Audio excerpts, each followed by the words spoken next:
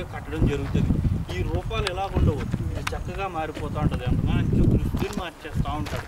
ఇంకొకటి బైబిల్లో ఏముందంటే దీన్ని రక్తంతో తడిసి ముద్దవుతూ ఉంటాడు. ఎంతవరకు అనగా ఒక మాట అంటాడు, గుర్రపు కళ్ళేల మటుకు రక్తముగా ఉండునండి. గుర్రం ఎంత ఉంటుంది, దాని కళ్ళు ఎంత ఉంటుంది, దాని కళ్ళు ఇక్కడ ఎలాడుతూ ఉంటుంది.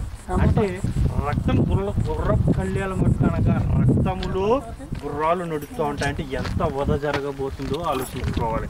అనగా దీన్ని ఏమంటాడంటే మరణపు తొట్టె అంటాడు. లేకపోతే దీన్ని ఇంకొక మాట అంటాడు ఏంటంటే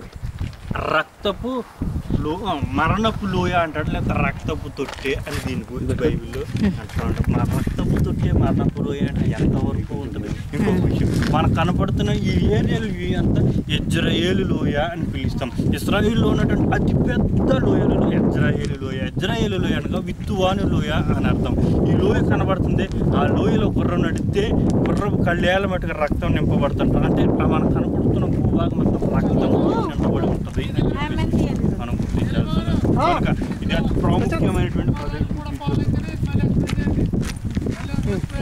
ఫ్యూచర్లో అతి ప్రాముఖ్యమైనటువంటి ప్రదేశము అనగా యేసుక్రీస్తు ప్రభువారు ఒలీవల కొండ మీద దిగుతుండగా ఈయన అంత్యక్రీస్తు ఇక్కడ తన సైన్యాన్ని సిద్ధపరుచుకుని ఇక్కడ యేసుక్రీస్తుపై యుద్ధానికి ఆయన ద్వారా వీళ్ళందరూ హతమవుతూ ఉంటారు.